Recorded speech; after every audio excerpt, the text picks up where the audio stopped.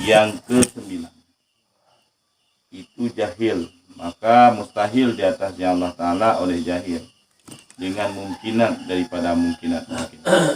Allah Ta'ala hana jahil di atas satu mungkinat daripada mungkinat. Yang perkara yang pegah Allah Ta'ala jahil, perkara yang mustahil. Bersamaan ada ianya jahil itu basit atau jahil murakab. Basit iban jahil murakab. Yang dengan jahil basit adalah adamul ilmi bisyik. Hana ilmi dengan sesuatu yang jahil basit. Maksudnya itu menung-menung hana. Hana udah. Lepas waktu. Jahil murakab. Lepas waktu. Mana udah.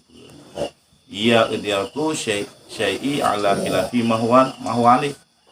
Diidrakkan sesuatu, dipegah sesuatu sebalik nyata yang betul. Jadi pegah yang jahil mereka. Jadi hati berani ke pegah tayah nak itu. Jadi idrak sesuatu di hati sebalik. Maksudnya idraknya kena tasawur. Kita mikir sesuatu di atas yang kan betul. Oh jiganya macam yang baik talu benar pegah yang jahil murakab.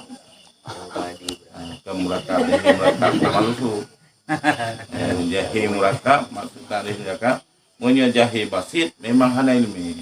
Itu punya hana menyerah aja. Adam ilmi bisi. Nah itu betul. Yang jahil basit.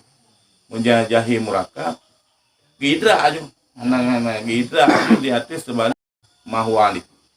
Sebalik perkara yang perkara itu di atas. Mesti umpama seperti ini.